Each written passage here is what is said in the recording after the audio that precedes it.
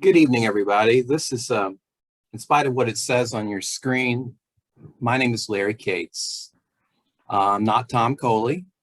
I'm sitting in for Tom. I'm both moderating this thing and presenting the main presentation tonight. And Tom couldn't be with us because of some unforeseen circumstances, but we hope you'll be back with us soon. I do appreciate your attending tonight, and I'm hoping you'll get something useful out of this discussion. We hope that you will mute yourself if you're unmuted until the end of the presentation. And I think the best way for us to share questions is probably through chat. If you have a question that occurs to you in the middle of the presentation, instead of speaking up, it might be better just to go ahead and type it in chat, and then we'll review all those questions when it comes to the very end of the presentation. So I'm going to start and try to share my screen with you.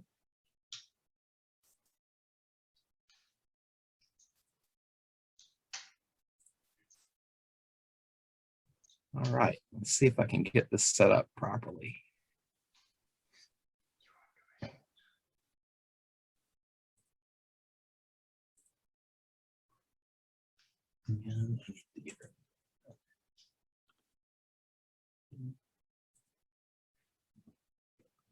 All right, so what do you do when you first encounter an ancestor in a place far distant from their county of origin where they were born, and all you have to go on is their surname at birth and the state in which they were born? Assume that no other record that you found gives you much additional information. Well, if that person was born in the 19th century, there's an excellent chance that DNA might help you. Either autosomal DNA or Y-DNA, for that matter, could come to the rescue, or you can combine both and use them against one another. And Y-DNA, which descends only to males directly from their direct paternal line, father's father's father's father, can help even further back than the 19th or even the 18th centuries, maybe 500 years into the past.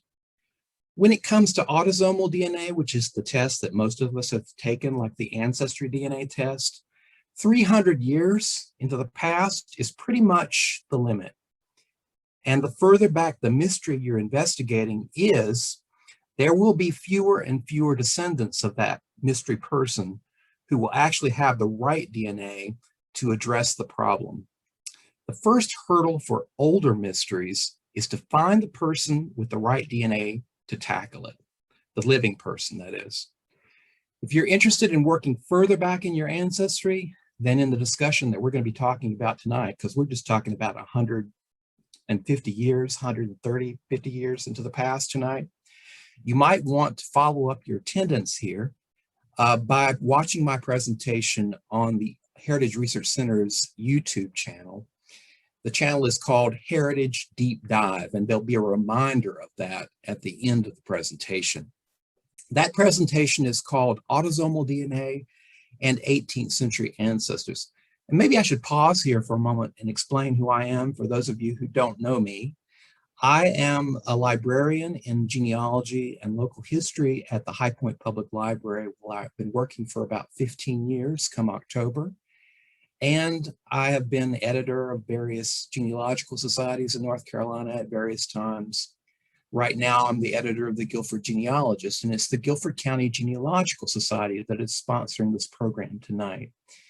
I was editor of the Randolph County Genealogical Society for 14 years and editor of the North Carolina Genealogical Society for 4 years. And I continue to do a lot of work helping individuals with their research problems through the library, and publishing different books of abstracts, a lot of which the Guilford County Genealogical Society has published. So it's easy to get overwhelmed in the process of using autosomal DNA. If nothing else, there is that very lengthy list of matches. How do you pare it down to just the ones that are specific to the problem that you're working on? And then after that, how do you use the information that you have about those matches to tackle your question? The good news is you do not need to go through thousands of matches, and you have thousands of them, most of you, probably tens of thousands of them, to find the ones that you want.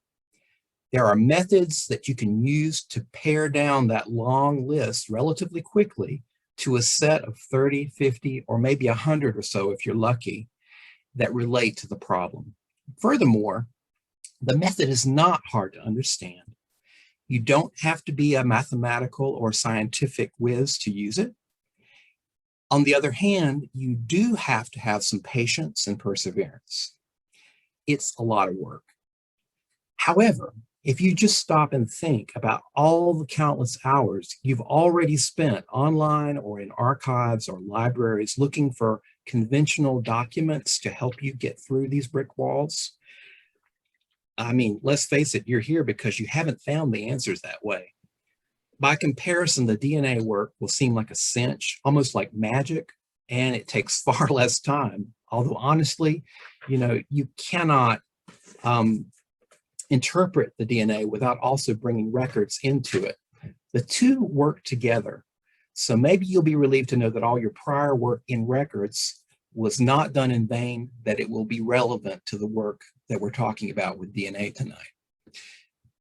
So I'm going to introduce you to that process at Ancestry DNA, not by merely talking to you about how it's done theoretically or discussing the ins and outs of DNA and how it's inherited. I'm going to do it by walking you through a case brought to me by a library patron. And I got their permission to do this tonight. In the end, we found the answer to her question using her own DNA results. You can do something very similar to what was done for her. If this is your first exposure to autosomal DNA, just know that you're not going to learn everything about it that you need to know tonight, or you might wish to know anyway. There are good books to help you get a deeper knowledge, and I'll end this presentation by recommending some of them to you. What I want to do right now is just get you excited and eager to try this for yourself. You can never learn how to do something just by watching or listening to someone else talk about it or watching them do it. You have to plunge in and work out the details for yourself through time and experience. So my patron came to me at the library about 2 years ago and asked me about her great-grandmother, Martha, or Patsy as she was known, Deal Halstead, the wife of Caleb Wingfield Halstead. The two of them were married in Norfolk, Virginia in 1888. They had 4 surviving sons through the 1890s. And then in 1900, Caleb, who was a carpenter, died at just the age of 34. Only 2 years later, Martha Halstead followed her husband to the grave, aged only 33, leaving those 4 orphaned boys. The tradition in the family is that an uncle and an aunt stepped in and occupied the Halstead house after that and treated the boys very poorly. So badly, in fact, that my patron's grandfather, to whom she was very close, ran away at just the age of 9. According to him, he never returned home. He worked at a sawmill for a time at 50 cents a day.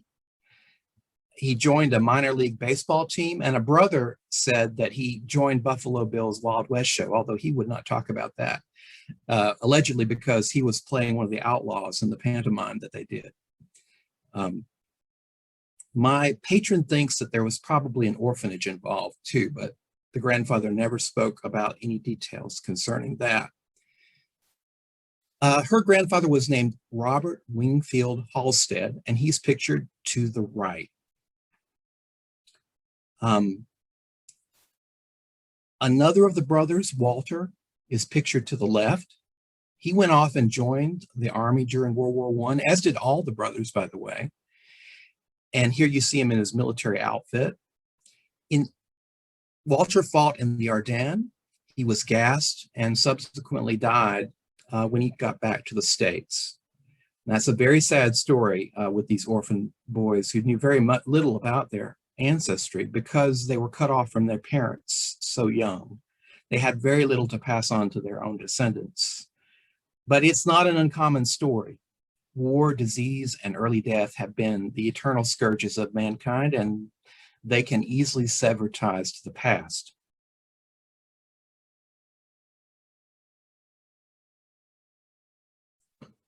So what I wanted to start with was records, of course, because I wanted to convince myself and assure myself that my patron had not missed anything that might have revealed the answers directly.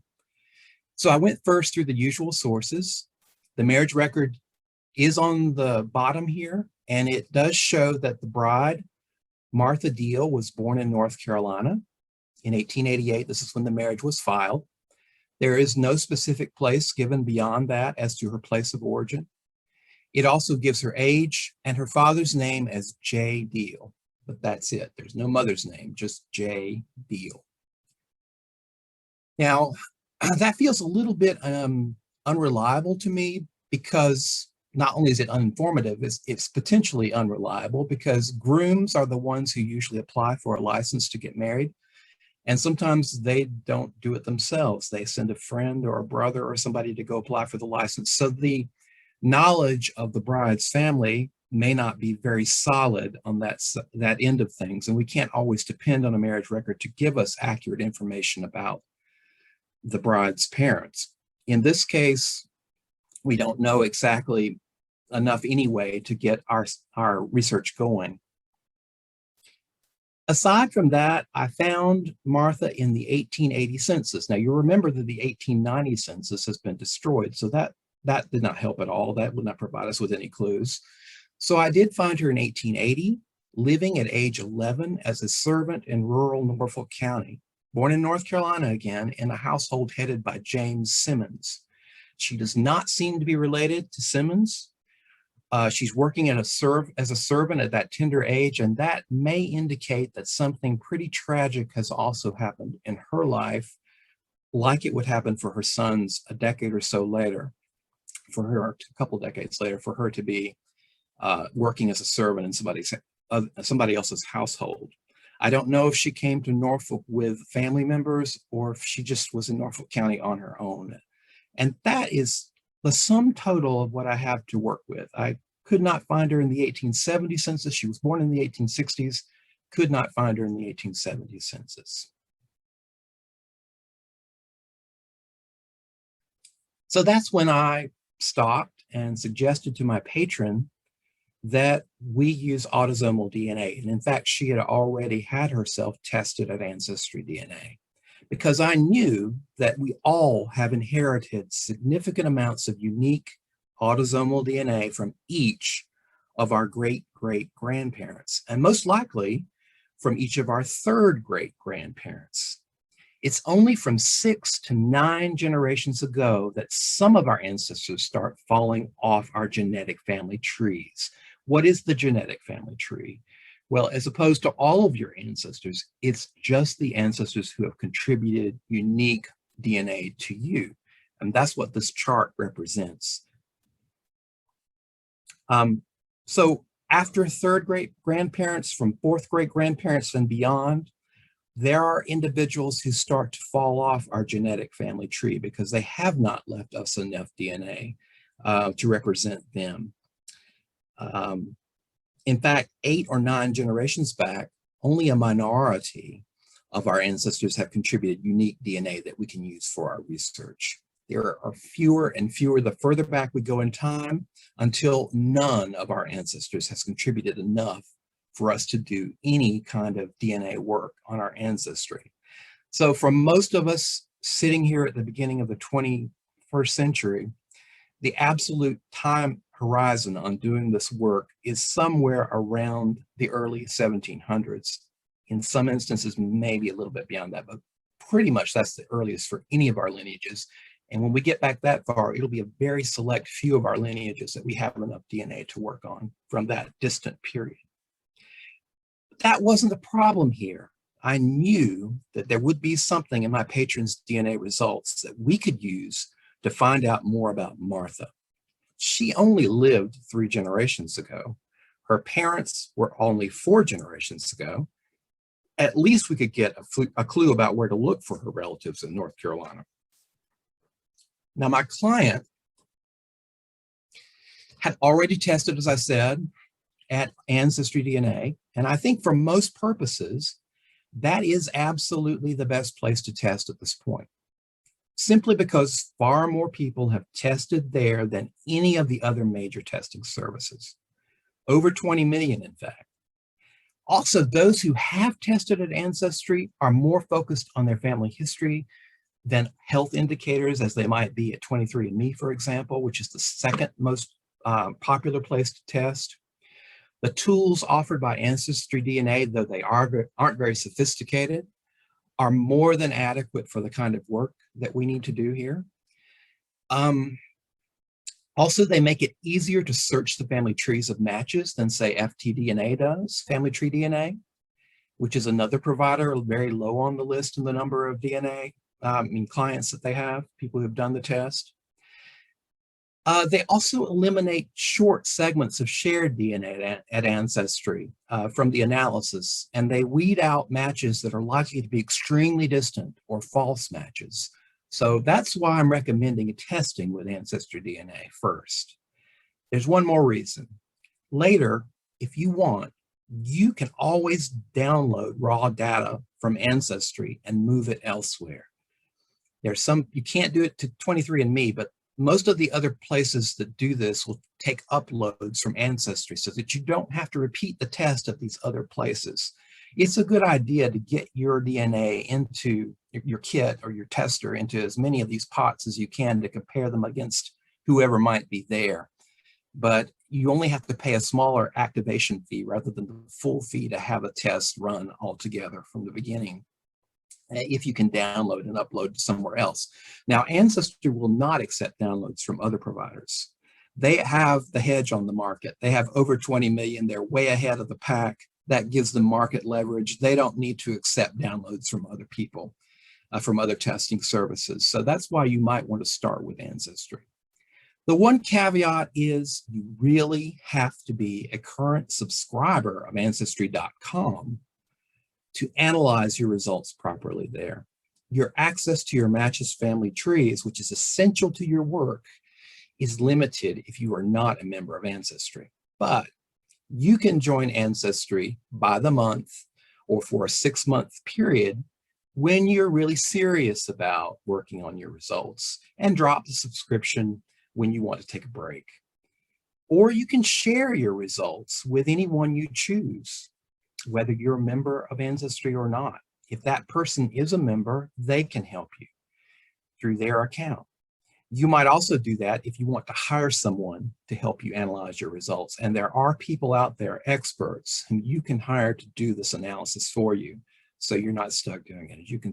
You'll be seeing soon just how involved it can become.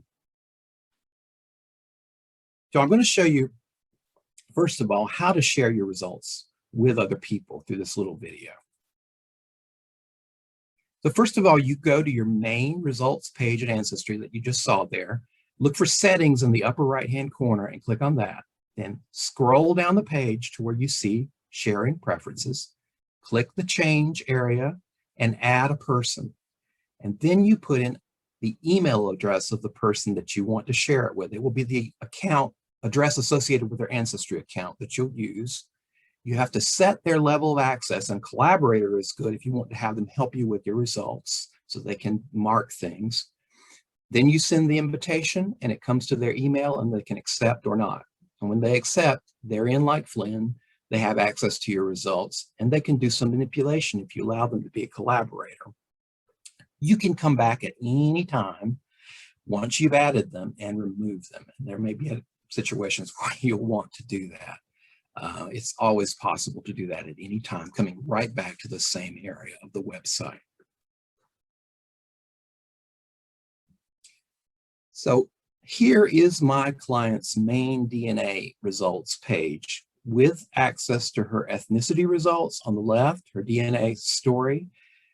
Her DNA groups are also part of that DNA story aspect on the left. And then you see on the right her through lines results. But the most important part is her DNA matches, which you see in the very middle. That's what we'll really be using to tackle this problem. I'm concealing her name to protect her privacy. So you'll see little parts of these screens blacked out for her.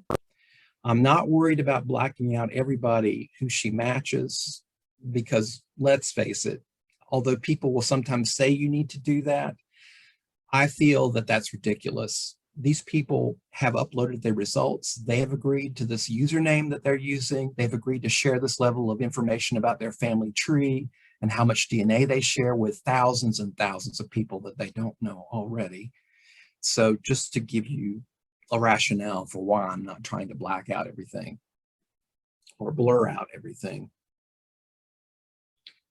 Note that a lot of people adopt a username that is not their real name on Ancestry to protect their privacy. Often the username isn't as protective as they think, however. People tend to use something that really is associated with their identity, like initials, the year of their birth, their age, a location, a nickname. That's something that you can use to your advantage to identify a crucial match and perform research on their ancestry when it's essential to your work. So let that be a lesson to you. If you really want to conceal your identity, choose all of these things, the username particularly, that has nothing to do with who you are, nothing at all whatsoever. It's the matches that we need to do this work. So ethnicity results are kind of cool, but they keep changing. And unless they really take you by surprise, they may not be that helpful in working on a genealogical problem. If you thought your grandfather was Irish and turns out you've got all this Jewish ancestry, yeah, that's a big clue that there's a big problem in your family tree that you didn't know about, some kind of a secret. And for the most part, that DNA story is not going to be that helpful to you. Your ethnicity results don't even reflect the ethnicity of all your ancestors. It's just the ones that you've inherited unique DNA from that it reflects. So keep that in mind. You could indeed have an Indian princess as your grandmother, your great-great-great-great-grandmother, but you just have inherited enough DNA from her to show up in your ethnicity results.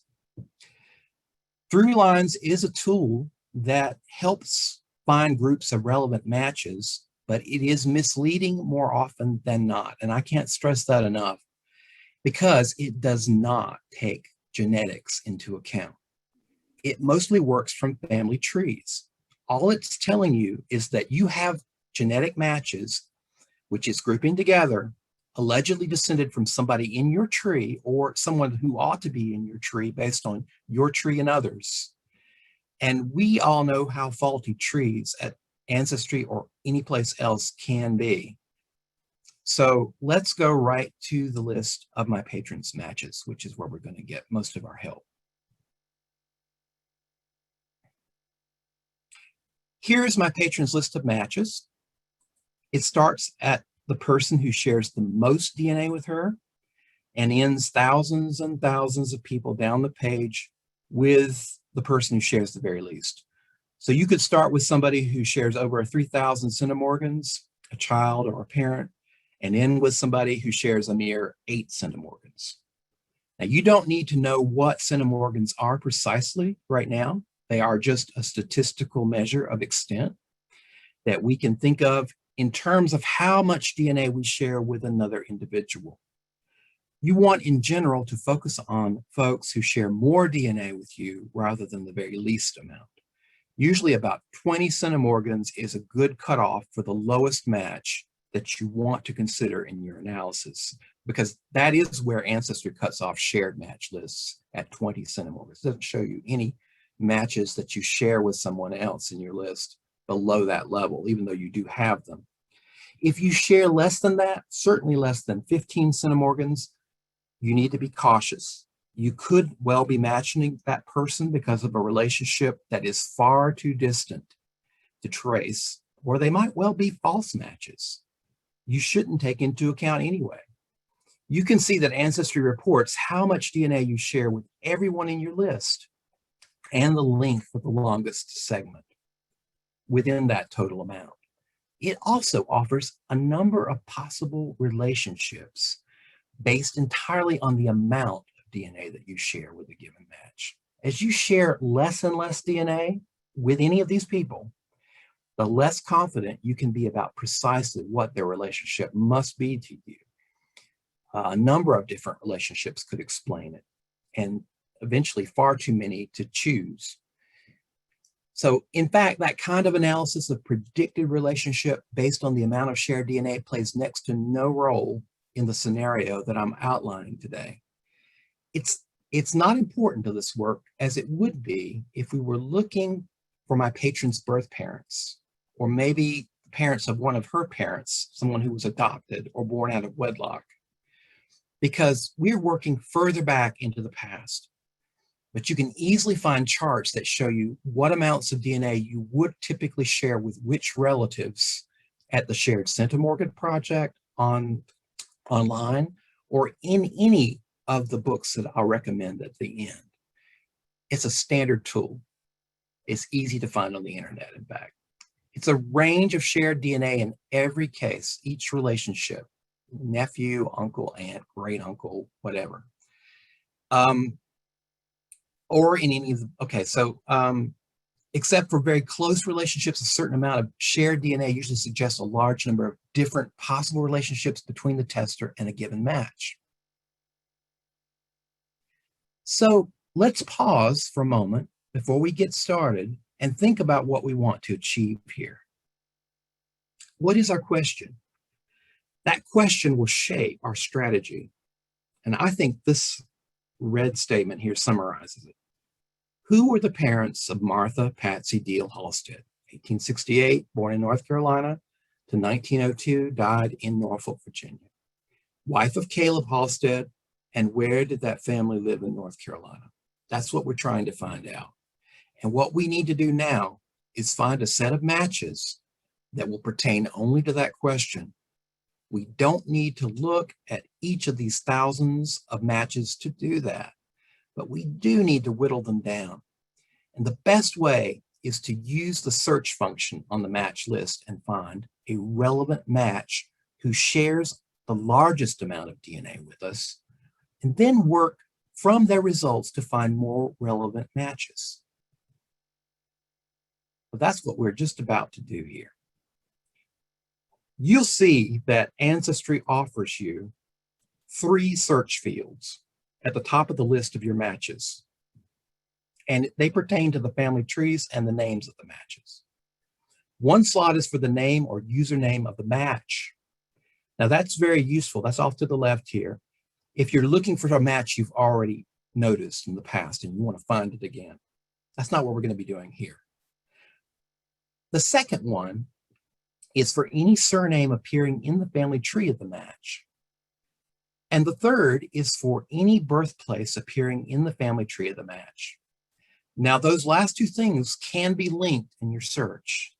I can search the family trees of matches that contain individuals with a certain surname and born in a certain place down to the local or county level, as long as the tree provides that level of detail. I can make the surname search a fuzzy one by clicking in the Include Similar Surnames box underneath the Surname in Matches Trees field. But usually I don't do that because it pulls in too many SoundX variants that aren't even close to that surname. Instead, if the name variants are a big concern, I recommend just searching individually for each variant of the name rather than going through that.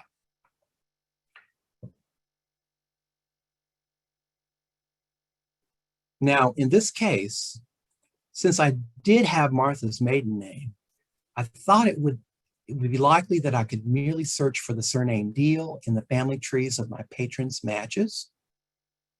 I could also restrict it to anyone with a tree which mentions a Deal born in North Carolina. Remember that I don't know the county.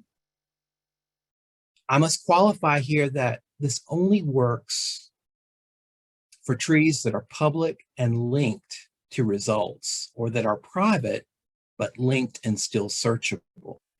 Just to explain, when you upload your DNA results, you're asked to create or upload a link a family tree specifying which person in the tree took the DNA test. But some people never get around to doing that. Those are the people without trees.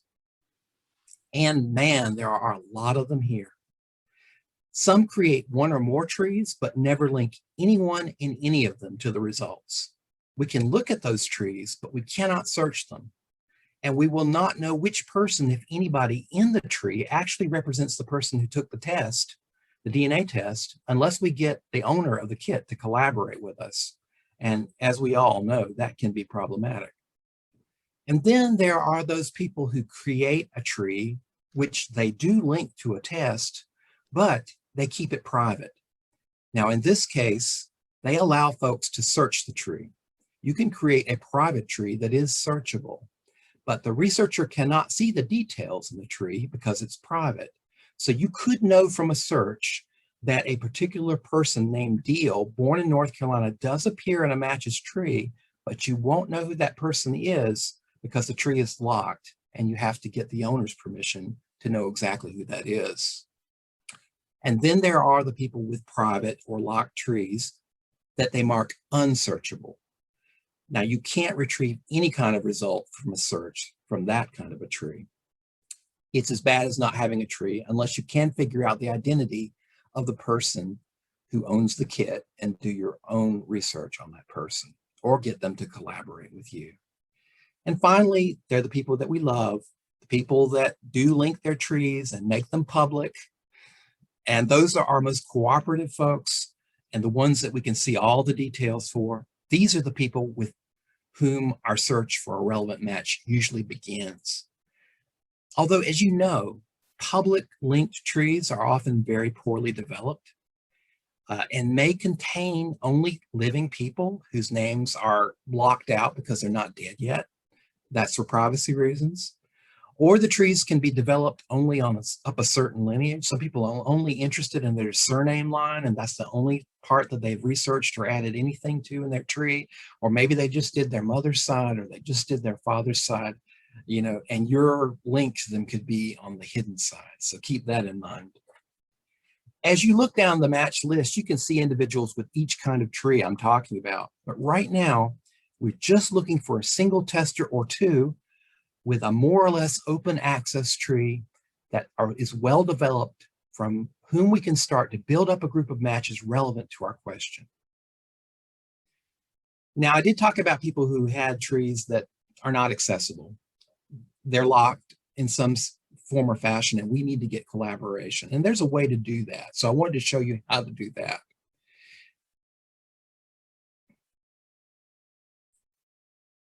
We will have the option of contacting our matches, or at least the managers of their kits.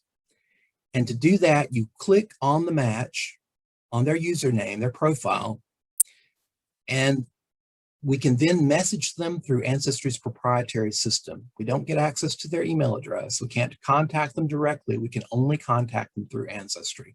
At one time, that was very problematic because the system had a lot of bugs in it, but now it's getting a little better. Sometimes folks will help you if you ask nicely and you make it clear what you're doing, but don't inundate them with too much information about your project, please. That's going to confuse them and scare them away. In this case, and I know that from hard, experience. I've had some bad experiences because I like to talk too much. I like to tell people too much. In this case, I would just explain that you are contacting them because you're trying to find out which deals you're related to, and you think they may be part of a cluster of matches, which will help you to determine that. Mention which of their matches you represent by citing your username or that associated with the kit you're studying, so that they can verify that you have some legitimacy, you are a match, and then just state what you want to find out. If they're part of the same deal family as other matches that you've identified. Offer to give them something in return for their help, like information from your research. Chances are they know far less about this if you're at the stage of research than they do, so you can help them out. But don't over-expect. The response rate to these queries is pretty low, Most of this work you will do yourself. Keeping all that in mind, let's try a deal search like the one we were talking about and see what happens. When I search for the surname Deal in any of my matches family trees, born in North Carolina, I get a group of matches starting with these. I think I moved too far forward. Here we go.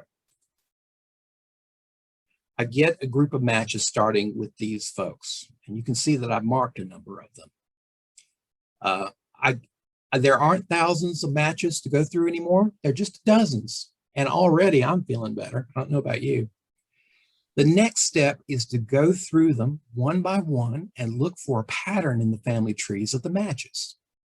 In this case, I'm looking for multiple individuals descended from the same Deal ancestor, or from deals located in the same place. And what I found when I analyzed my patron's results is that I had two patterns. I had one set of matches descended from Nancy Ann Deal, 1823 to 1880, who married Marlon Balance, and I had another descended from John Franklin Deal, born in 1855, died in 1938 in Chesapeake, Virginia, and married in Pasquotank County in 1879 to Sarah Elizabeth Payne. Now, just as it is with Martha Deal Halstead, I don't have any direct evidence of where exactly in North Carolina Nancy Deal Balance was born. I do know she was born in North Carolina from the census. She was already in Virginia by 1850. But I have a solid theory that Pasquotank was probably the place, and perhaps if I search the records, I'll come up with some evidence of that. Pasquotank certainly makes sense because of migration patterns across the border and its location near Norfolk. Pasquotank is certainly within the geographical orbit of Norfolk, Virginia. Now, to make sure that the two patterns are part of the same inheritance of DNA, I need to do something very important, something that Throughlines does not do, and it's why Throughlines is inadequate. I need to take the people descended from Nancy Deal Balance and the people descended from John Franklin Deal and check their shared matches in each and every case. You can see that whenever you look at an individual matches results, there's always that option of generating a list of shared matches. What that means is the people in the shared matches list match your tester, and they also match the individual that you selected to study. In this case, the descendant of John Franklin Deal or Nancy Deal Balance that you've selected. If we're talking about the same bit of DNA inherited by my patron and by the descendants of J.F. Deal and Nancy Deal Balance from the same remote ancestors, whose identity we're trying to uncover, by the way, the list of shared matches for each and every one of them should be similar, though not exactly the same.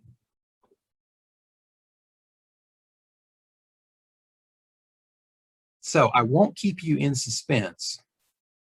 I'll tell you right off, when I do that, when I check the shared matches, I do get a very similar shared match list for almost all of these descendants of Nancy Deal Balance and Frank Deal.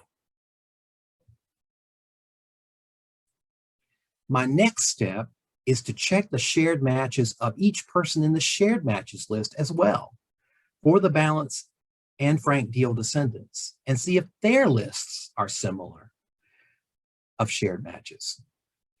For anybody who passes that test of having pretty much these same people showing up, not exactly the same, but pretty much the same people showing up as their shared matches, I'm going to start marking them with a colored dot. And Ancestry provides us with 24 different colored dots to use to mark groups of interconnected DNA matches.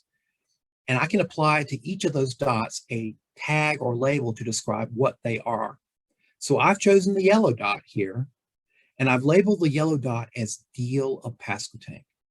You can always add a new dot as long as you have, I've used all my dots up, but if you have dots left over, you can use them. You can repurpose old dots. You can rename them by clicking on the little pencil next to them. Then I just go methodically down the list. I check the shared matches of each individual and add them to the yellow group if the list of their shared matches is pretty much the same as all the others. Another way to do that is just to go ahead and mark everybody who is a shared match of a descendant of Frank Deal or Nancy Deal Balance with a yellow dot to start with, and then go down the list and check each one to see if their shared match lists are full of yellow dots or not. If they're not, I remove the yellow dot. If their shared match list is full of the yellow dots, I keep the yellow dot. That's actually an easier way to do it. It's very normal that a number of the matches you selected for consideration will not have a similar shared match list. So don't get freaked out when you see people who don't have the same shared match list. You just need to remove them from the group. They match your kit because of one ancestor, but they match the Nancy Balance or the Frank Deal descendant because of a different ancestor that you don't share, most likely. So they should not become part of your analysis. They should not be labeled with your yellow dot or whatever dot color you choose. They need to be eliminated from the next stage of your analysis because they are not relevant to the question that you're deciding to pursue. Now, I'll also note that I know I'm on the right track because the people at the top of the shared match lists who share the most DNA with my client and who also match these Deal descendants are themselves descendants of Martha Deal Halstead. One is my patron's niece, and two others are descendants of the other orphaned Halstead brother that I haven't mentioned, named Arthur. So those closer shared matches verify that I'm looking at DNA that descended either from Martha or from her husband, Caleb Halstead. And that's a reassuring thing. It shows you're on the right track, that they're showing up high in the shared match list. Now, I think I would like to stop this for the moment, see if I can get out of this, and share something different with you. I want to go to my own DNA results to kind of slow down and show you the technical details of how I'm adding people, how I'm adding dots and labeling them. Let me get back in here. Just bear with me here.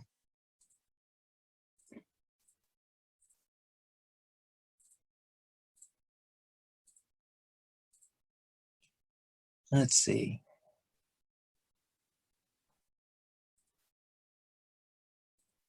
Can you see my DNA matches? It says Larry W. Cates at the top. Judy, can you see them? No. Okay. Oh, yes, yes. Okay, can you see them? Oh, good. Now, what I'm going to do is show you one of my groups that I haven't worked on a whole lot, so you could stand some more work. I've got a group in here, a very small one, and I can refine my list of people down just to the people in that group by choosing groups. These are filter options at the top of your list of matches, so you can whittle down your group of matches to just the people you want. And I'm going to choose the Cole group and apply. And now I'm just going to have the people who are descended from, or that I've noted are descended from my Cole family in Richmond County, North Carolina. And apparently I've inherited some DNA from that family. Now this lady here, Glenda Booth, when I first located her, she had a tree that was locked, but it was searchable. And she was showing up as a matching common for some of my other Cole genetic relatives in my DNA match list. I inquired with her, do you have Cole ancestors? It seems like you do based on my search, and you're coming up in the list. And she said, yes, my Cole ancestors are from Wayne County, Tennessee. Well, I already knew, she confirmed exactly who it was, but I followed up on the research, but I already knew that a branch of my Cole family had moved out to Tennessee, to Wayne County, and had a lot of descendants out there. My great-great-great-great-grandfather, David Cole's brother, and many of his children, not all of them, moved there. And she just so happens that she is descended from one of those people. Larry. Mm-hmm. Larry, your name is on top, but we're really not seeing your list of ancestors. It's still. Oh, you don't see? Yeah. You don't. I You don't. see Catherine Teal on top there. It says narrowing your list to just one mark cluster. Okay, let me see a different thing here. I want to try this again. Maybe share the screen option, because that pulls up whatever. Yeah, I'm on the share the screen. Let's see. Let's see what I can do here. All right. I think I've chosen the right. Can you see Glenda now? Yes. All right. Okay, I found Glenda. I'm going to go back. I found Glenda. I found my match list by related to Cole by going to my groups filter here at the top of my shared match list and choosing the Cole group that I have marked with this sort of dark teal dot, and then applying it. And then I get just the list of people that I've marked with that dot. You can see they all have a dot on the right-hand side.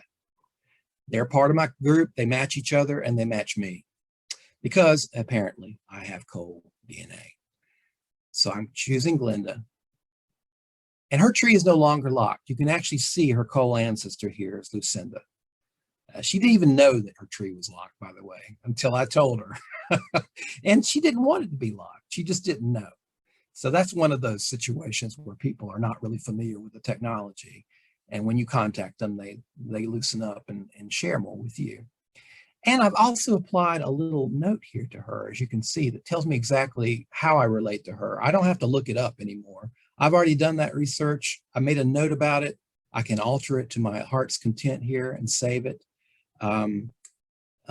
And you should do that for any of your matches. We'll get back to that in a minute, that you have identified the reason why they probably match you. Now, when I look at her shared matches list, and see, that's where you do it right there. You go from the tree side to the shared matches side.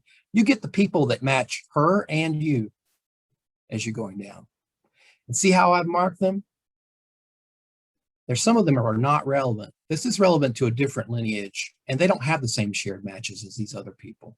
They're one of those outliers that I told you shouldn't be marked with the dot. But these people are descended from the same person, or the same family. These are descended from the same family. These are descended from the same family. And these are descended at the very bottom from the same family. I've determined that all of them are. And I can add more people to that group. Now, there's some of her shared matches that I haven't. Let me see if I can hide these a little bit so I can see what I'm doing. I can actually add some of these people that I haven't yet to that group. I want to show you how to do that, but I have to find one. Okay. See this? I can click on that little plus sign and I can add that person to the Cole group. And I can go down the list and add more than one person at a time. I can add this person by clicking in their little check mark over to the left. And I think there's another one up higher that I can add in. Hastine. I know that person doesn't belong. I'll add her in as well. And then I'll just add all of them here by clicking on that blue button. And see how they all got that dot? All the ones that didn't have a dot now do have a dot. So I've added them all in. But then I need to go back and check each of the people I've just marked. One of the things that reassured me was that the very top people in the list, the people I share the most DNA with, Alice Q, she's the descendant of my ancestor, Nancy Cole, the wife of Moses Quick. Mary Ann Quick, wife of Franklin Quick. Franklin Quick's father was, or Mary Ann's father was Anderson Joseph Quick, and her grandmother was Nancy Cole Quick. That's my Cole connection. So the fact that they are shared matches is great. It shows that that is really the reason why I'm matching these people, and these other two are as well. We are all inherited Cole DNA, and we share it with a lot of these people. Now I need to check and see whether the people I've just added have the same shared match list or a similar one. So I'll go in under April Davis and look at her shared match list. Do you see any dark blue dots over to the right? I don't. There are none. In fact, I won't carry you all the way to the bottom. There just aren't any. There might be one or two. That's not enough. We need to take her out. And all I have to do to take her out is to click Add or Edit Group. That whole list of groups comes up, and I can just unclick beside her name, and the dot goes away.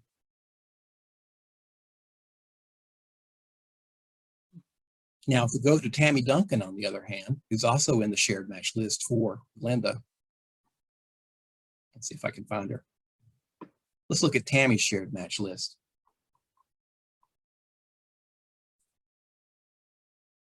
Oh, look at all the dark blue dots. She does belong in this group, and I just added her to it. That's exactly where she belongs. Her shared match list is very similar to everybody else in the group, and I'm going to keep her in. I'm not going to touch that dot.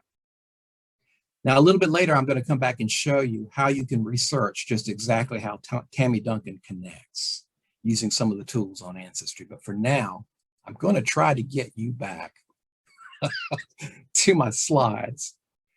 All right, so bear with me. Here we go. I'm going to stop the share. That's what I need to do. And then I'm going to share back to the PowerPoint. Okay, we back at the PowerPoint? Yep. All right, good. All right, I need to do this full screen. Get rid of that. You don't want subtitles. All right. So once you got this cluster going, I'm going to get back to the deal related list from my client because I've verified each of them has a similar shared match list. Everybody I've marked with a yellow dot, I can now assume is somehow connected genealogically to Martha's ancestors and have inherited DNA from them that they share with my client. Now I want to refine my list down to just the people marked with a yellow dot. Just go into the top of the list. You see there are all these options, which we call filters. I don't think I'm in the right place here. Let me see if I can go back. Yeah, I'm gone too far. Here we go. Okay, so just going to the top of the list, you see that there are all these options we call filters to narrow the list down to in a number of different ways. I can limit the list to just matches I haven't looked at before. I can limit it to the people in the list by the kind of tree they have. I can limit it just to the people that I have applied notes to if I'm looking for a particular match to which I've added an identifier or explanation of some kind in the past. I can limit the list just to people who share a certain range of DNA with my tester. Or I can limit it to one or more of the groups that I've marked with a dot or star. And that's the last thing is what I'm going to do. Now, just for future reference, you can also combine more than one of the filters at the top in an effort to narrow your list.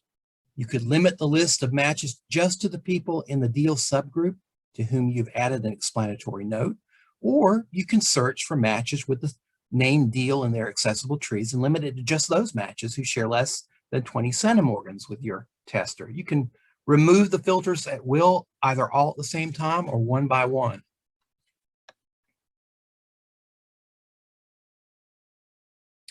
So now that I've got just the people I think are related to my patron on the deal side of her family, the next step is to go down this yellow dotted list and look at the family trees of each person. Does my mic work? Hello?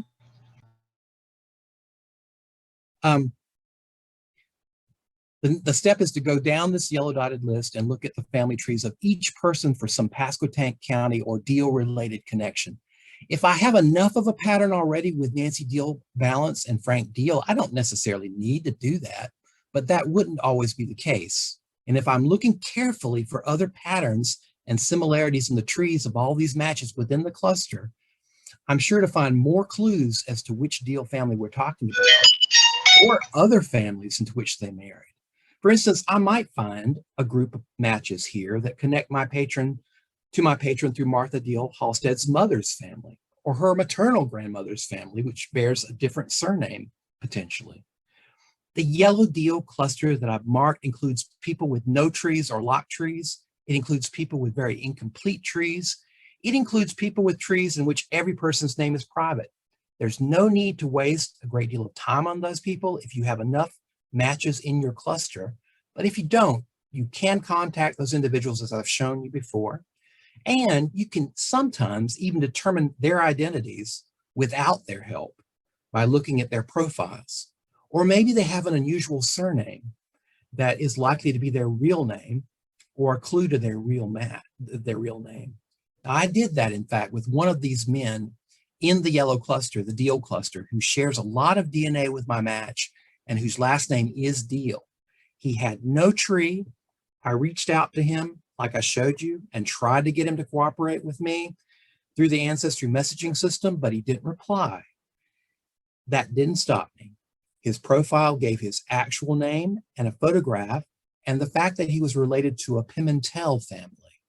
It also showed that he was interested in art and Puerto Rico, which is where the Pimentel family comes from.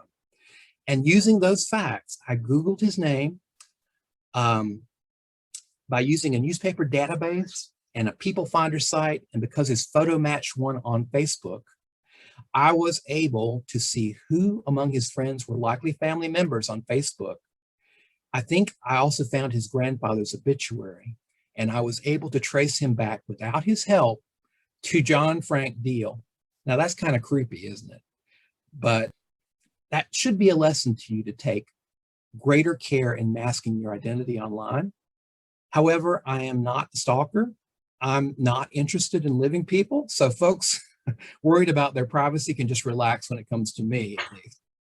But with every yellow dotted match for whom I can get access to the tree, I perhaps should try to analyze and develop it further to look for a link to Pasquotank County or the Deal surname or related surnames. It'd be very beneficial to me. That includes people who have trees that I can look at, but which aren't linked to the match's DNA results. I start with the folks with linked, relatively large trees looking for points of similarity. I can also look at unlinked trees to see if there's any Deal or related family listed. Remember, I cannot search the list of matches to find a name in unlinked trees, but I can eyeball each of those unlinked trees. If any unlinked tree reflects a married couple, be sure to look at both the spouse's sides of that family. The relevant connection could be on either spouse's side. Are there other Pasquotank County families in the match's tree? If so, they could very well be ancestral or related to my patron's Deal family.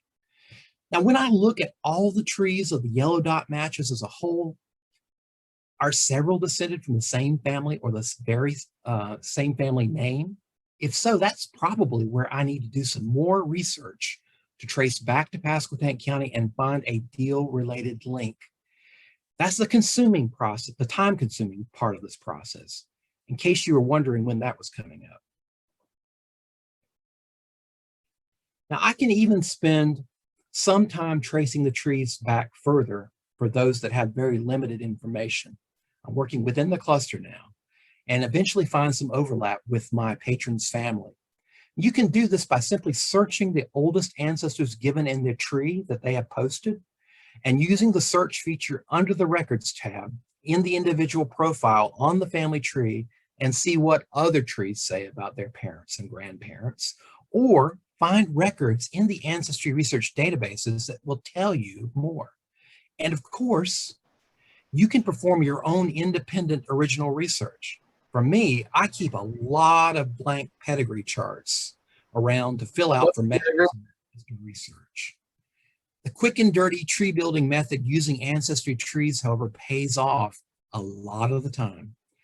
Try also entering lineages that you want to develop more in your matches tree into the Family Search Unified Tree on FamilySearch.org. Because it's a wiki tree, a unified tree, one for all humanity, where everybody can edit and add information, it's a kind of a consensus built tree. it represents some collective wisdom and can be more accurate than the family trees on Ancestry. And you can see a lot of ancestors for a given individual at one time. I'm going to demonstrate that for you in a few minutes. Using FamilySearch.org, if you're not a member of FamilySearch.org, if you haven't signed up for it, that is something you need to do right away, not only for the family tree, but for the One World tree that they have, but for all the records that they have digitized that you can access, a lot of them from home, and some of them from a affiliate library or from your family history centers associated with the church, the LDS church near you. Now, when I find out how a member of the cluster does link up to my patron's family, the family I'm looking for, the deals, or I want to note a match in the cluster as part of a larger pattern that I've noticed, I add a note to that match. And you can see my notes underneath all these people in the list that I have figured out why they belong in this cluster. So I don't ever have to do that research again. Keep in mind, however, that like a tweet, a note field is limited to a certain number of characters. Often I'll just record the direct line of descent for the match that connects them to the family that I'm studying in the cluster, generation by generation. I use abbreviation for son of and daughter of to just keep it very minimal, though I don't overshoot that limit that they have on the number of characters that you can use. And you can see them at any time or edit them at any time when you're reviewing your matches by clicking on that and clicking on a pencil icon, and then you can change them at will or remove them at will.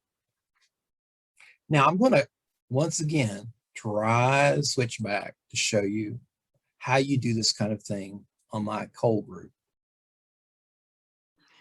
I'm doing some fancy footwork here tonight. Not my usual. All right. Okay, I'm going to go back here. I told you I was going to do this. We were talking about the Cole group and Tammy Duncan. I'm going to try to figure out how Tammy Duncan, who I just added to the group, relates to the Coles by fleshing out her family tree. So I'm going to go from shared matches, which I've already checked, and know that she belongs in the group, to trees. And you can see the kind of a tree that she has. It's somewhat limited. It only goes back completely to this fourth generation. It's a fourth generation back if you include her. And some of the women don't have maiden names. This one doesn't, for example. I usually open it up in a new, if I click there, I can open her tree up in a new tab so that I'm not messing with that original one. And what I did is I went through each of these places where she dead ended, and I did some research. It just so happens that the connection is in the very last place I looked. That's just my luck. It's always the very last ancestor for the match that I check that tends to be the link. So I'm not going to take you through all that rigmarole. I'm just going to click on the one ancestor that is the link.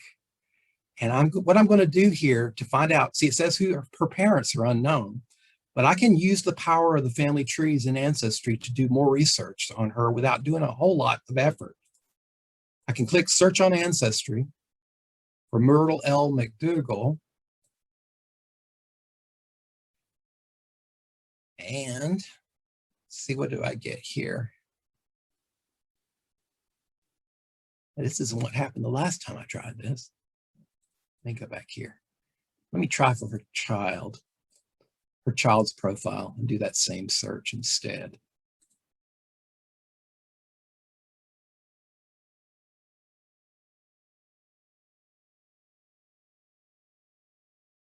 All right, then let's choose this tree. And see, it says her mother is Myrtle Lee Scott. Now, I don't know that that's true. I haven't verified it, but I certainly can.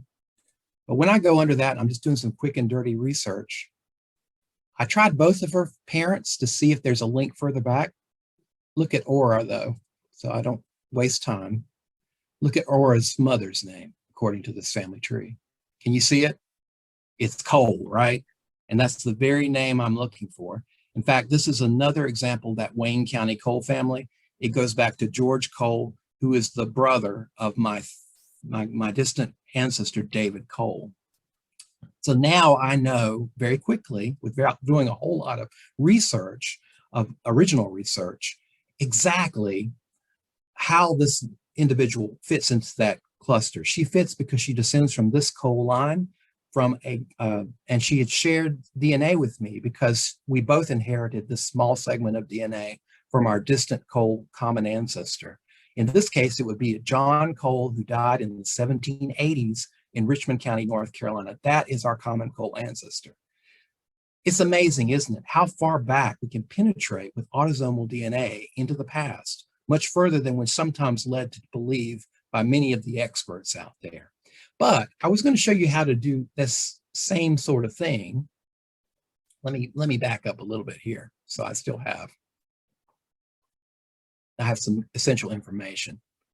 Let's say that I wanted to do this on the Family Search wiki tree, the combined tree for ancestry for all human beings, where we all can add our information and we can all edit each other's information. First of all, I have to sign in. You need to get your own username and password to do this. It's free and it's well worth your effort.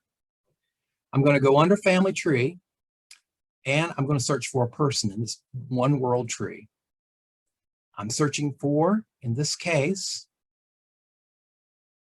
say I didn't know her maiden name. I just knew Myrtle was her name. She's born in 1904 and who she married. That's what I knew when I first started. So I'm going to put her name in.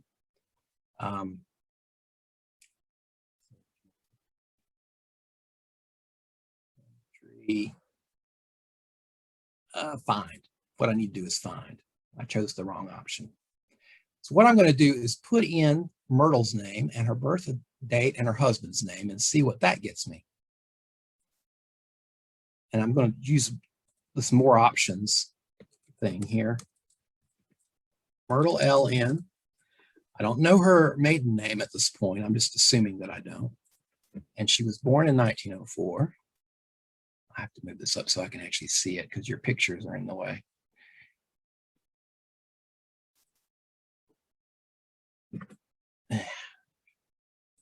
Here we go.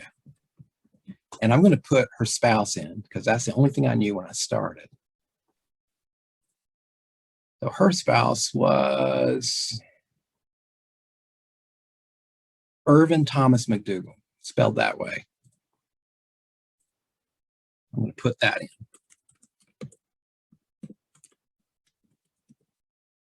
And search.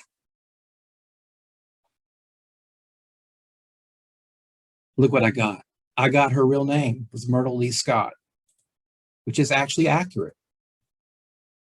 And instead of going back individual ancestor by individual ancestor like I had to do at Ancestry, I could actually look at her tree all at one time, just for her. And look, I can find my Cole right away. There's the Cole line I'm looking for. And that's the son of my uncle, my distant uncle on the Cole side, that Peter Cole, who died in the 1870s. So that tree over at Family Search is worth using and it's worth adding information to. I find that people will respect what you add to it if you give your sources rather than just putting information up without any source. What is this diagram of? The problem with a wiki tree, a one tree for all people, is anybody can come in and edit anything you put in and they can erase all the information you've added. But I've found that if you actually document things and put the sources for why you think something is true in, people are very reluctant to change it unless they can find something to overturn your reasoning. Now I have to get out of this again. I'm going to stop sharing that and I'm going to go back. Now, okay, here we go.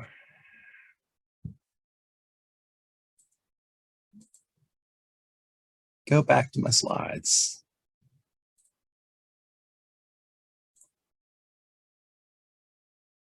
All right. Okay.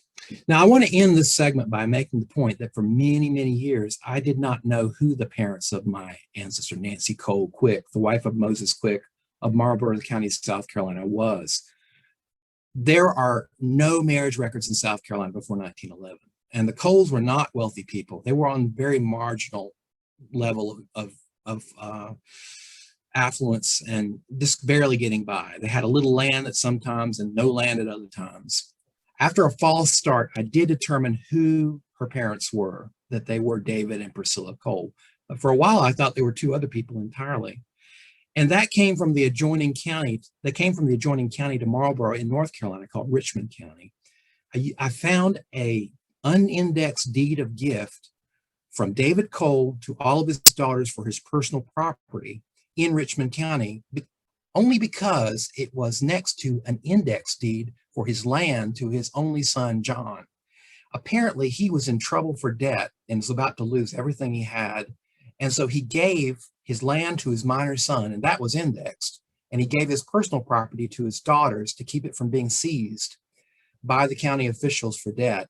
And that was unindexed, because in North and South Carolina, you do not have to index anything in the deed book that involves personal property as opposed to real estate.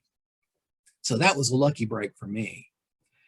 That was long before DNA came into the picture.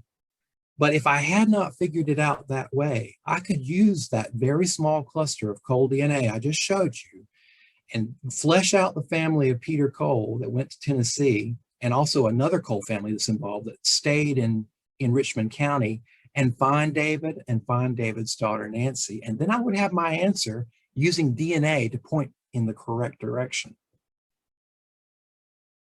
Now, where will it all end? You could spend your whole life researching all the people's trees in a cluster that you've established that's related to one segment of DNA descended from a set of ancestors. Where do you stop? You're not going to do that. You're going to decide at some point that you've done enough research. You've analyzed enough trees, because it's a long and tedious process. This particular example we're working on doesn't really call for a lot more searching to find a family that unifies the cluster, because we've already found the deal pattern and the location that we're looking for. I'll admit it is exhilarating when you keep seeing a pattern over and over again, and you realize that your cluster that you've established with your little dot is valid, and it does represent a single set of ancestors uniting everyone in the group. It means that your process of creating that interconnected cluster of matches who match you or your tester and also match each other was valid. 50, 30, or even a dozen people in a genetic cluster sharing the same ancestral line cannot be a coincidence if they're not very closely related. That's why you don't need special chromosome tools to see if the shared DNA segments of all the people in the cluster overlap, or create spreadsheets for the stop and end point of each shared segment for each match. You don't get that information on Ancestry anyway.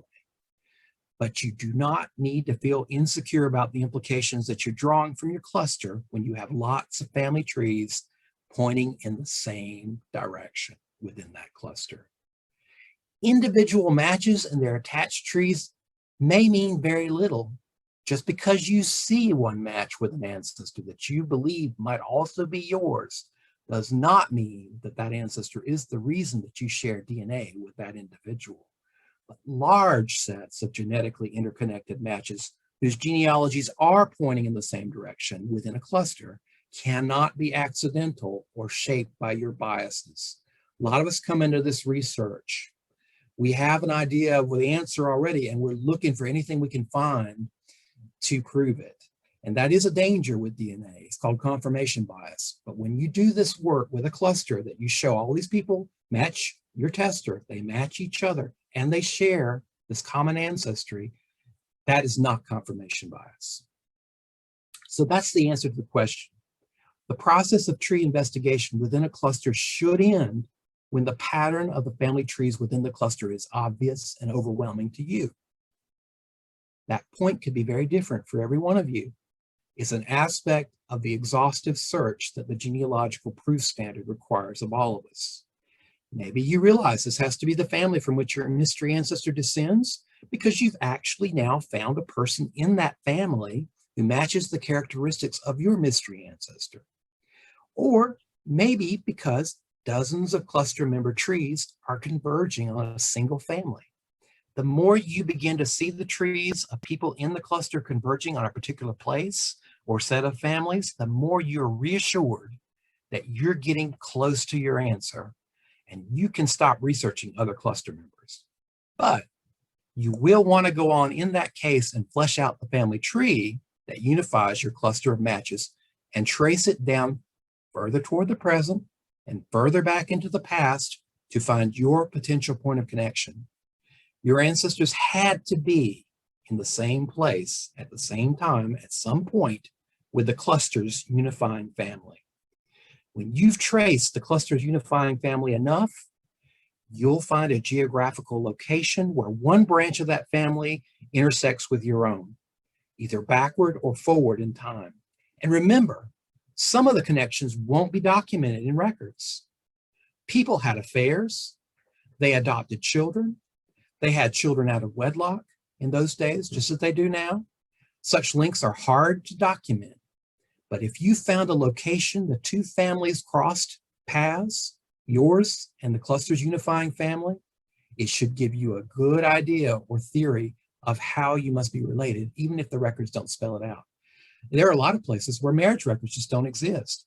You know, you don't know where the maiden name of an ancestor was, but if your ancestor was in the same place as this unifying family, the family tree, when he would have started his marriage and started his family, there's a good chance he married a daughter in that family. Now, rest assured, even if you cannot find the exact point of connection, that you are related to the cluster's unifying family that you've determined by looking for patterns and tracing trees. And that's far more than you knew at the start. There's value in that knowledge. I have several examples of families I know I'm blood related to because of DNA matching within a cluster, some even going back to the early 18th century.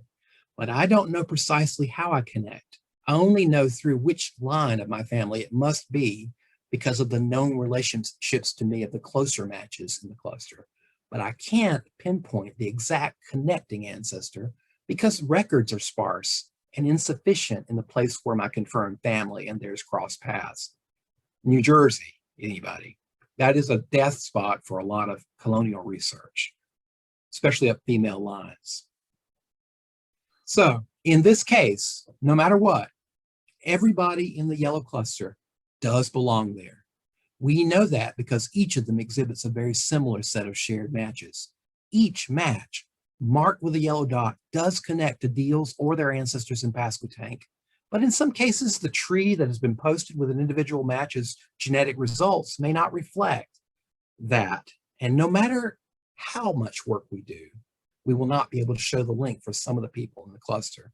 And that can be for one of several reasons. Some matches in the cluster, for example, are adopted, and they have posted their adoptive family tree because they don't know their birth parents. This is very common. Adoption is the reason a lot of folks take an atDNA test in the first place. Some have taken a wrong turn in their genealogy. Their tree is simply badly flawed.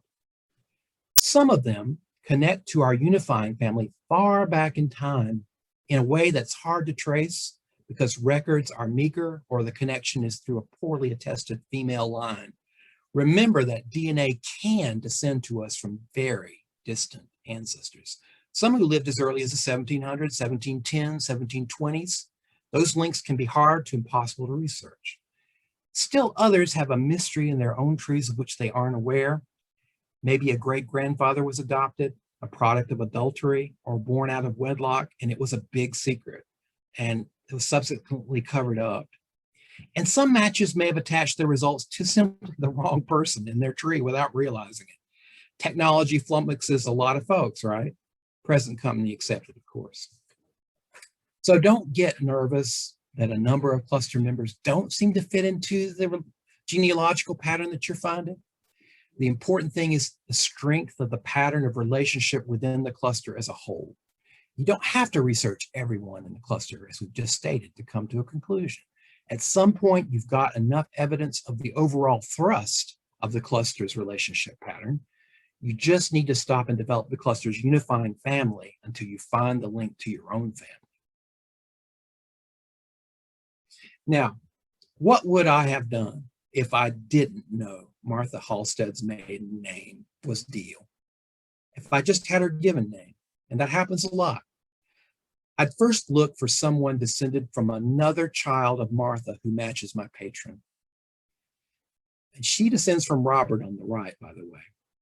And I've circled her as the patron at the bottom. I might even recruit a cousin or two to test if there wasn't somebody already at Ancestry who fit that criteria. A lot of us are lacking the necessary people who've already tested, and we need to recruit some people to test.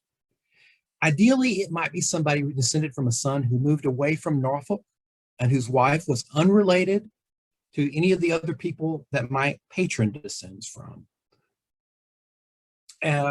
That person should branch away as close to the couple where the mystery lies, where Martha is, as possible.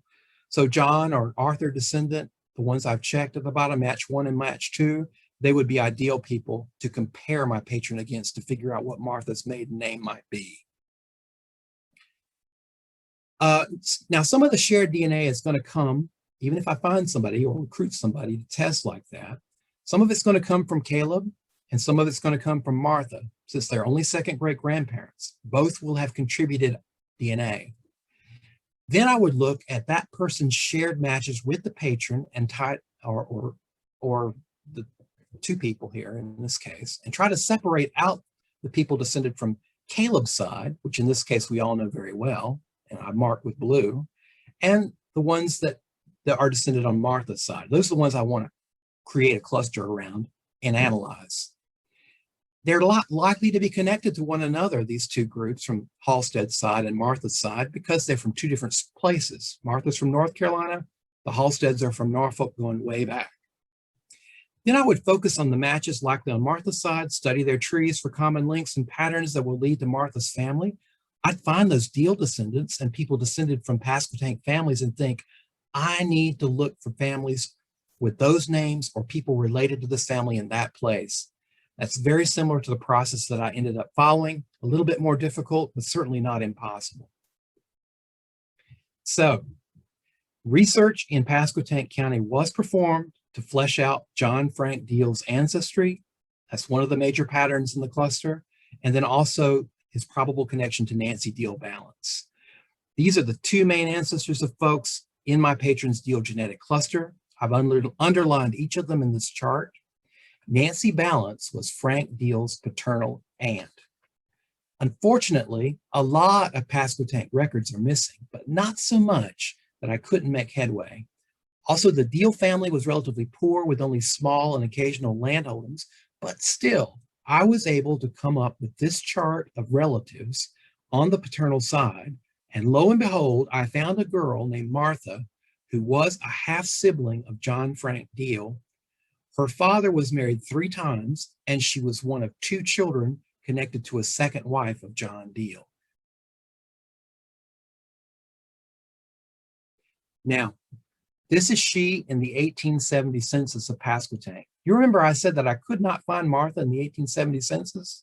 Right away, if I could have found her, that would have helped me immensely, but I couldn't find her because I missed her living with her father. She's listed here as Patty J. Patty is a nickname for Martha. And the census taker gave her a different surname because the little child above her is named Bright. So he just put a ditto under Bright instead of giving her real name, which was Deal. Her name should have been Deal, not Bright. And she was indexed as Bright and as Patty Bright. And that's why I could not find her. The circumstances fit as well. Priscilla Deal, Martha's mother, died in the next 2 years. You can see, Sophia Deal. She died in the next 2 years, and John Deal married again. It would appear that he died somewhat shortly before 1880, which might explain why Martha was on her own and working as a servant in Virginia after that. Her father was dead. She had a stepmother. Her mother was dead. She had a stepmother, and she had to find a way to get by on her own. I also found that a number of her close relatives also moved to Virginia about the same time. And if I go back to the chart, I've marked those in italics. She wasn't the only one in this family going to Norfolk, Virginia, or that general area. You see John Franklin Deal ended up there. You see Henry Deal ended up there. And so she was not necessarily alone. And then I found the smoking gun. This is a deed in which Martha Patsy Deal and her half-sister, Missouri Murden Jones, through her mother, Priscilla Jones Murden Deal, were parties in 1887, conveying a very small tract of land. She didn't sign this deal, this particular deed, but her name is in it, and I've highlighted it, Patsy Deal. When this deed was created, she was living in Norfolk. She wasn't available to sign it, but her sister, her half-sister on her mother's side, both of her parents have been married multiple times. Her half-sister on her mother's side, Missouri Jones, who she was married to Jones, and her husband did sign this deed. And here, after a lot more research and records, is the chart showing the relationships to the signatories of the 1887 land conveyance as I currently understand them. I was able to trace a great deal more about that family connection on the mother's side that explains most of the parties to the deed. You can see her mother is right here, Sophia Jones, married to Malachi Murden first, and then to John Deal next. And here's Missouri Murden, her half-sister married Malachi Jones, and Martha herself married Caleb Halstead. The parties to this deed are marked by this double red cross. All the parties to the deeds are related to the woman who actually owned the land that they're conveying. Unbelievably, that land, which was very small, descended to them from their mother's aunt on her mother's side. This entire family of children died out without any children of their own. And the little bit of land that Polly Williams Daly owned ended up going to her father's relatives, distant relatives, by the late 1880s. That's why they were all listed in this deed. So there is the smoking gun. There is the proof that I need to solidify what the DNA was suggesting to me, which shows me that the DNA was not lying to me, even though it was hard to find this evidence.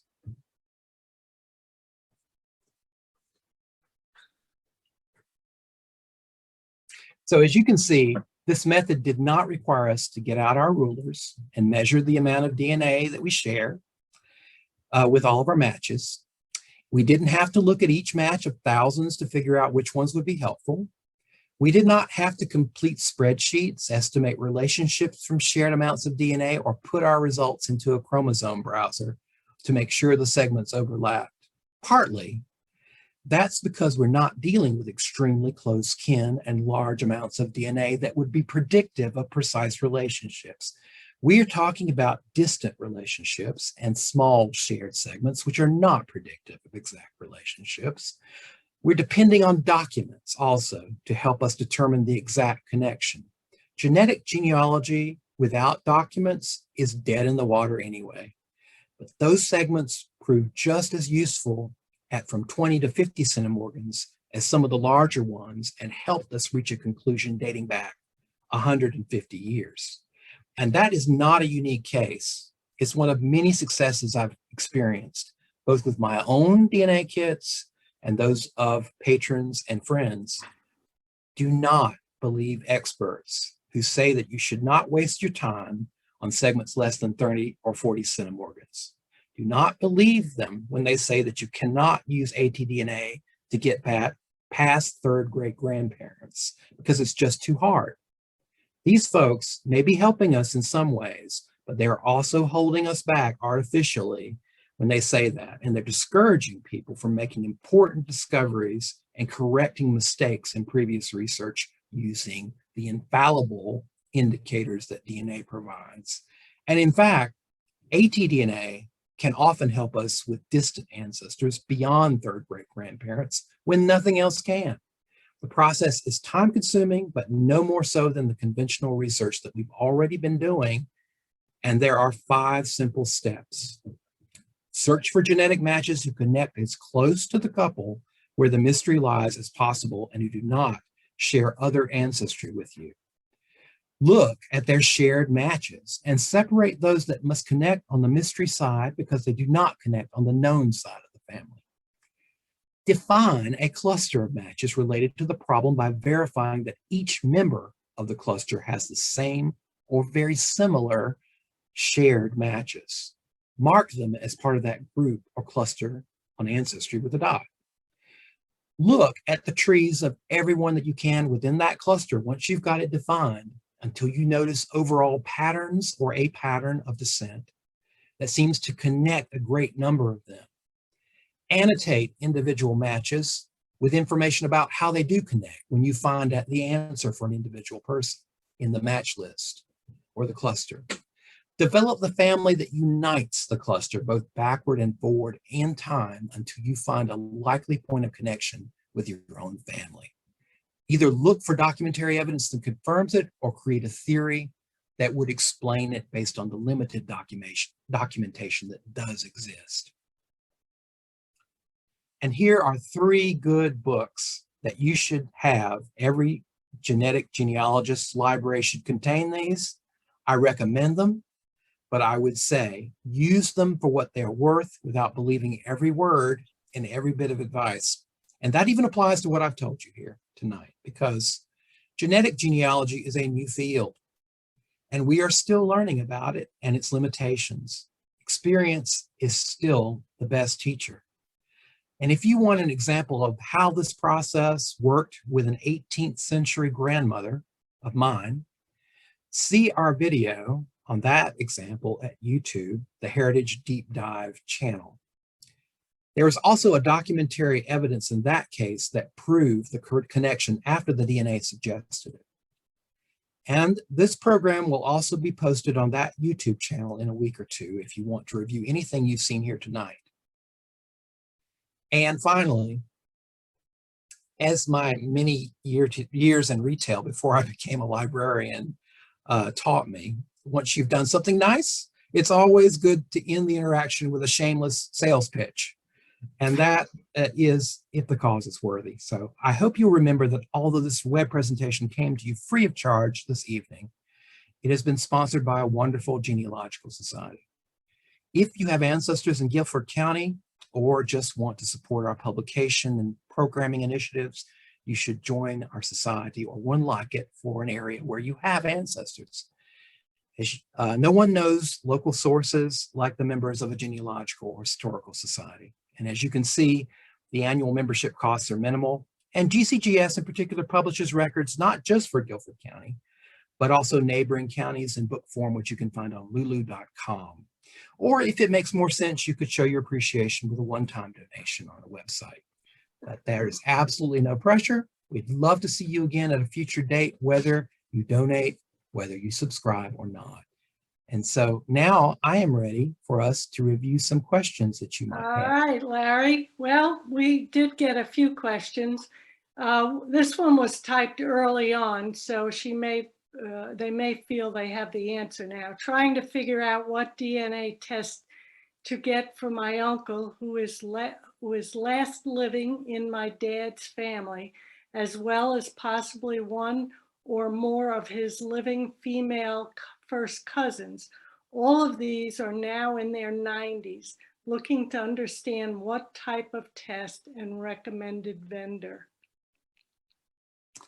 My recommendation, as you could tell from my first of all, absolutely, these people are, it's a tenuous time and they're at the latter stage of their life. You need to grab that opportunity while you can and get them tested if they'll consent to it. And I would say Ancestry is the best place to begin your testing, as I said, because you can download those results and move them to other vendors, many other vendors as well. And because of the sheer number of matches, and if the gentleman that you're talking about has a surname line that you're interested in, you might also consider getting a Y-DNA test for him to help you get really far back on that lineage, whatever his surname happens to be, if it's a direct male lineage for him. And Family Tree DNA is the only provider for that kind of test for the most part now in the United States. So I recommend those 2. Okay, this one, it's not quite clear, but it says, does this include those that have tested with Ancestry and copied to others? It was typed probably in the middle of what you were saying. Oh, so I'm not sure what that was related to without the context. Okay, maybe they would put another question on there. I know they're talking about moving results, raw data from one vendor to another, but Yeah, I'm not sure what they're asking. Someone else asked if there was a handout for this.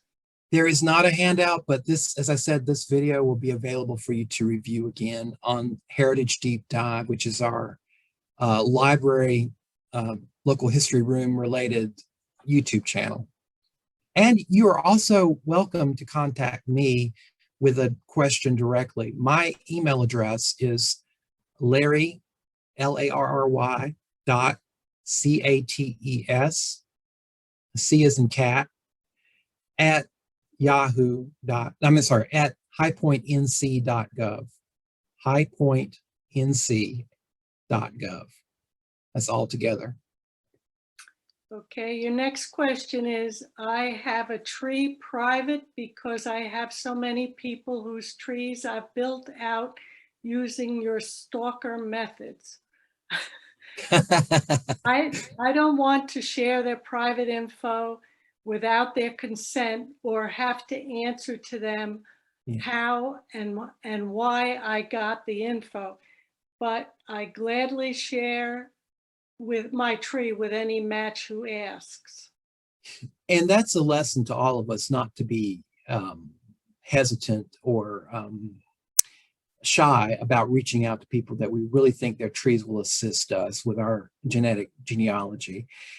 Even though the response rate is not great, you never know who if you reach out, whether you'll get the help that you need. Some people are very, very helpful, very open. I just think the best approach is probably to be careful in the way that you pose your problem, and be specific but not too informative. Just cut it down to 3 or 4 sentences if you can, and tell them exactly which match of theirs is related to your research. Right. Another person said they were late to the meeting. Where can I go to watch the recording? And you told them YouTube, right? YouTube, Heritage Deep Dive is where you search for on YouTube, and that's our channel. It has I think about 13 videos now. This might be the 14th.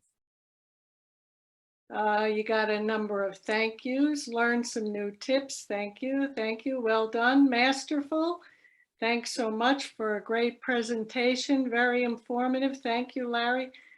Don't wait too long. My dad's DNA opened up a whole new level of connections that dropped away from him to me. I have to say that I have had over the past, the first 5 years or so after I had most of my DNA testing done for myself and for other family members, and I recommend you get more than just yourself done.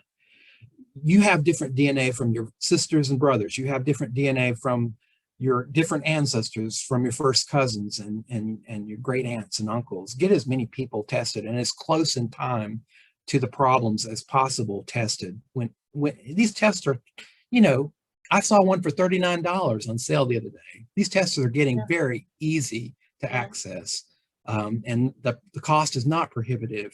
So test as many people as you can. There are answers to different questions about different ancestors in different people's kits. Definitely do that. But since I actually learned how to do this, I have broken down, I can't tell you how many different grandmothers I could not identify based on records. And going back into most of them into the late 18th century to the mid 18th century. That's how far back we're talking. Won't be all of them, but certain of them, you definitely have DNA among your testees that will help you. Here's another one. Am I okay using info from my family Bible as true, or do I need to back it up with documentation? Not all family Bibles are God's truth. I've seen things misrepresented in family Bibles, so always back up any kind of record that you see with what you can find in public records if you can.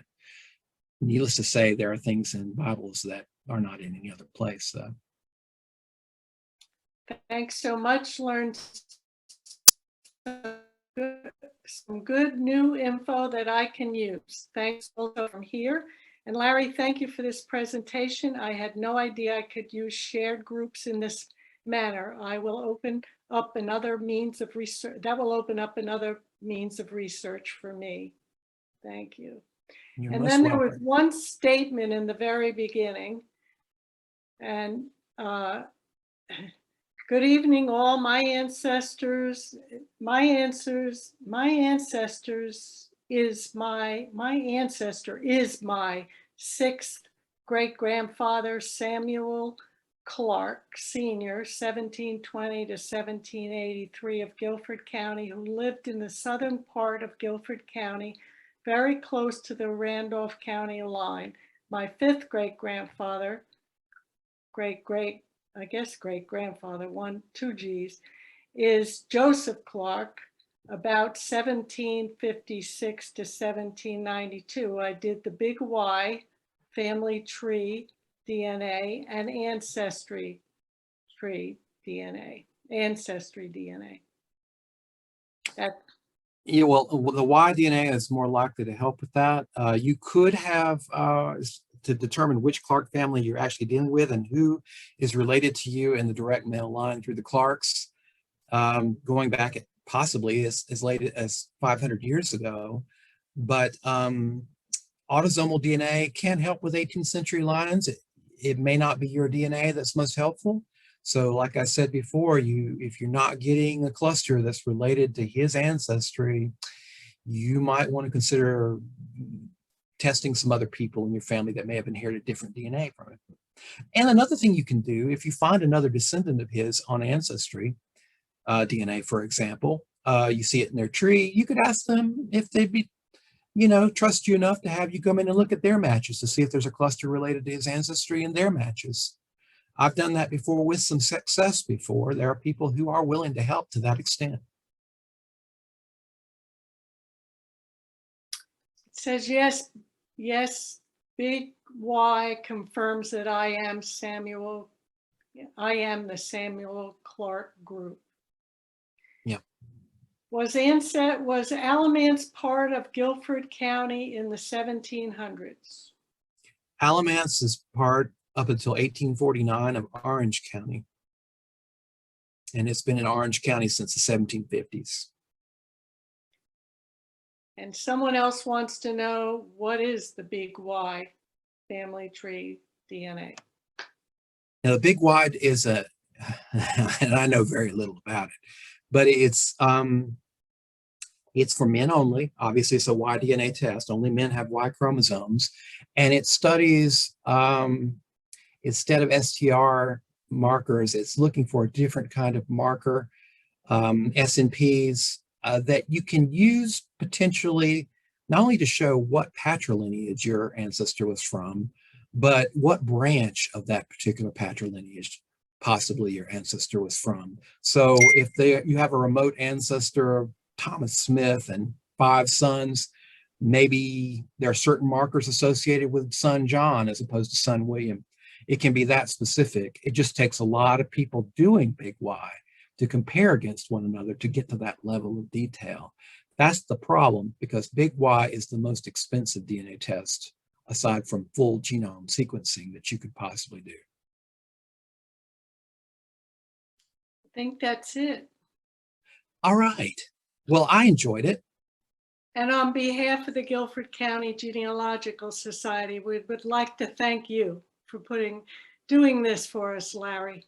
It has taught us all a lot. You're most welcome, and look out for our next presentation. Maybe after the summer, we'll do something else, hopefully with a different presenter, because it's getting a little old. Not at all. Okay.